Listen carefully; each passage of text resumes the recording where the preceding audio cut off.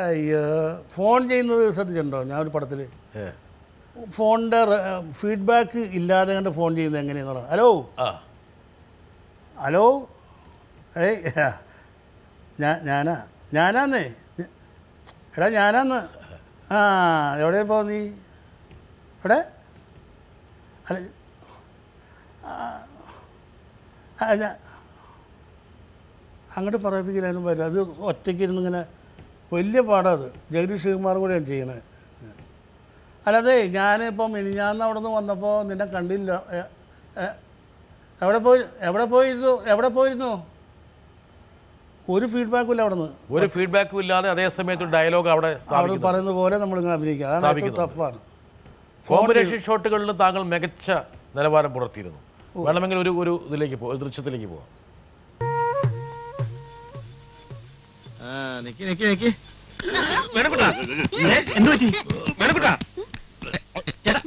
എന്താ ഇത്? എന്താ കാര്യം? വായിക്കാൻ എന്തോ പോയെന്നാണല്ലോ പറയുന്നത്. ആരെയോ മോരോട് വായിക്കാത്തോട് ഒഴിച്ചോട് കുടിച്ചോ. എന്തായിരുന്നത്? ഉച്ചയ്ക്ക് 6 മണി കേട്ടു അല്ലേ? അതാന്ന് തോന്നുന്ന പടം.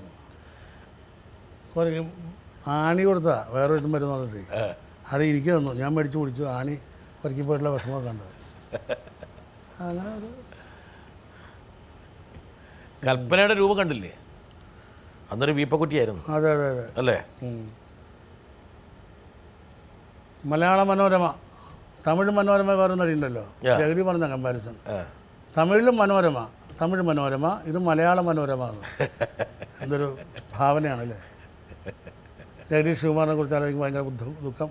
അത് ഈ അവസരത്തിൽ പറയാണ്ടിരിക്കാൻ നിർത്തി. ഞാൻ പ്രാർത്ഥനയാണ്. ഈ പപ്പു മാള ജഗതി എന്ന് പറഞ്ഞ ത്രയങ്ങൾ ഒരു പടം ഉണ്ടായിരുന്നു, ഓർമ്മയുണ്ടോ? പപ്പു മാള ജഗതി, ലൂസ് അരപ്പിരി ലൂസ്. പപ്പുവേട്ടൻ പോയി, ഞാനിങ്ങനെ ഇരിക്കുന്നു, ജഗതി അങ്ങനെ ഇരിക്കുന്നു. ഇത്രയും വേഗം ജഗതി മാള എന്ന് വരാനായിട്ട് പ്രാർത്ഥിച്ചുകൊണ്ടിരിക്കുക ഞാൻ. നിങ്ങൾ ഈ 3 പേരും ചേർന്നുള്ളൊരു കോമ്പിനേഷൻസ് ഒരുപാട് കാലം സിനിമയെ നന്നായി ഉണ്ടായിരുന്നു. ഒരു ത്രയങ്ങൾ തന്നെ ഉണ്ടായിരുന്നല്ലോ, പപ്പു മാള ജഗതി. എന്താണ് ഇത് ഇവർ ചെയ്യുന്നതെന്നുള്ള ലോജിക്കലായിട്ട് ഒന്നുമില്ല ആ പടത്തിൽ. ലൂസ് അരപ്പിരി ലൂസ് അരപ്പിരി. ശരി, നോക്കാം.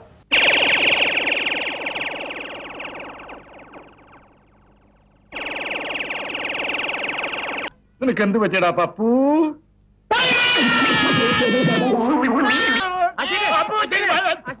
അയ്യോ, പപ്പുവിൻ്റെ കാര്യം പറഞ്ഞാൽ രക്ഷയില്ല. ഞാൻ പറയും മലയാള സിനിമയിലെ ഏറ്റവും നല്ല ഹാസ്യ നടൻ എന്ന് പറയുന്ന ആ കാറ്റഗറി അങ്ങനെ ഉണ്ടെങ്കിൽ ഒന്ന് S P Pillai first, second കുതിരോട്ടം പപ്പു എന്ന് പറയുന്ന മഹാനാണ്. ചേഷ്ടകൾ ശബ്ദം തന്നെ കേട്ടാൽ മതി വെച്ചിരിക്കാൻ.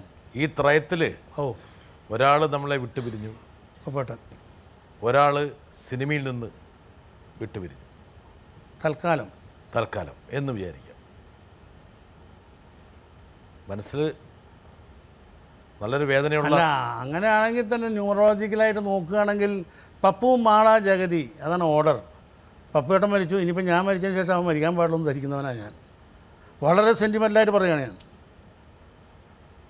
ജഗതി ഞാൻ മരിച്ചതിന് ശേഷം അവൻ മരിക്കാൻ പാടുള്ളൂ എന്നാണ് ഞാൻ പ്രാർത്ഥിക്കുന്നത്.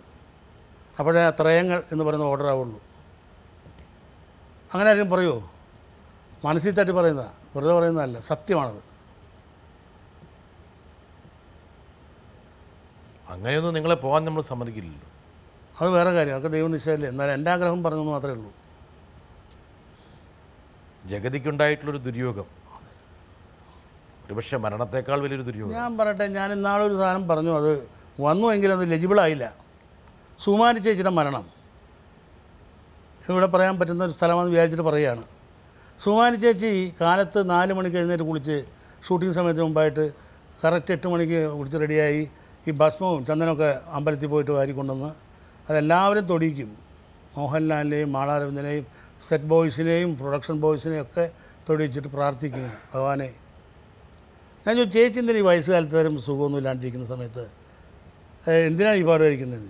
അതേ മാളയുടെ റോള് നന്നാവാനല്ല, അല്ലെങ്കിൽ മോഹൻലാലിൻ്റെ റോള് നന്നാവാനല്ല, പടം മൊത്തത്തിൽ നന്നാവാനാണെന്നാണ് എല്ലാവരും തൊടിക്കുന്നത് എന്നാണ് പറയുന്ന ആൾ.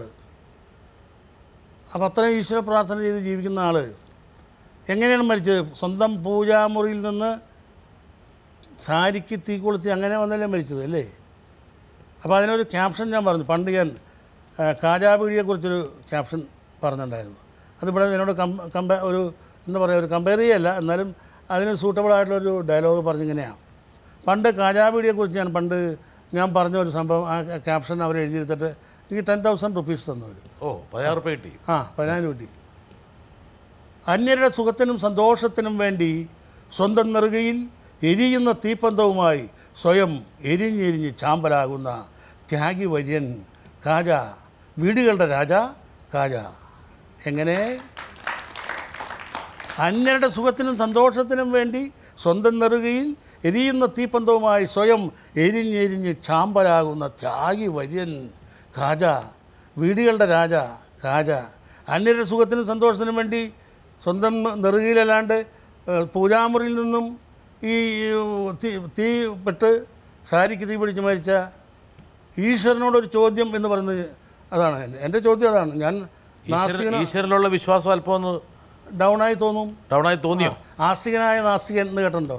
ഒരു പുസ്തകം ഞാൻ വായിച്ചിട്ടുണ്ട്. അതുകൊണ്ടാണ് ആസ്തികനായ നാസ്തികൻ അല്ലെങ്കിൽ നാസ്തികനായ ആസ്തികൻ, അങ്ങനെയാവാം. അതിൻ്റെ ഒരു സിമ്പിളായിട്ട് എത്തിയോ? എന്തോ അതിലേക്ക് എത്തിയോ താങ്കൾ? എത്തിക്കൊണ്ടിരിക്കുന്നു. പരിപൂർണ്ണമായിട്ട് മുരുകനെ ഒഴിച്ചാൽ ബാക്കിയെല്ലാം തന്നെ. മുരുകനെ ഒഴിച്ചാൽ ബാക്കിയൊന്നുമില്ല, അങ്ങനെയൊന്നുമില്ല, വേറെ ഒന്നുമില്ല. ഭക്തി പോയി വരുവാണ്. ഇല്ല, അങ്ങനെയില്ല. ഞാൻ പറഞ്ഞു, അതിൻ്റെ ഉദാഹരണം പറഞ്ഞു. പക്ഷേ ഈ ദൃഷ്ടാന്തങ്ങളൊക്കെ താങ്കൾക്ക് മനസ്സിലുള്ള ദൈവവിശ്വാസത്തെ ഒന്ന് പിടിച്ചുലച്ചു. ഈ ചേച്ചിയുടെ മരണത്തിന് ശേഷം അതിനും ഉണ്ടായിട്ടില്ല. ജഗതി ചേട്ടൻ്റെ വേർപാട് എത്ര കണ്ട് താങ്കളുടെ അഭിനയ ജീവിതത്തെയും വ്യക്തി ജീവിതത്തെയും ബാധിച്ചു?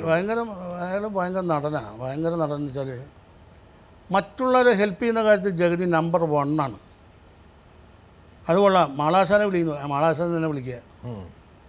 മാളാശാനെ വിളി എന്ന് പറയും. അവരൊക്കെ എന്തിനാണ് വിളിക്കുന്നത് പറയുന്നത് എൻ്റെ ചെവിയാൽ കേട്ടാണ്. വന്നിട്ടുണ്ട്, മാളച്ചേട്ടൻ വന്നിട്ടുണ്ട്. അതെയോ, എവിടെ? ഭയങ്കര സ്നേഹമായിരുന്നു. ആക്സിഡൻറ്റ് ഉണ്ടാകുന്നതിന് മുമ്പ് വരെ.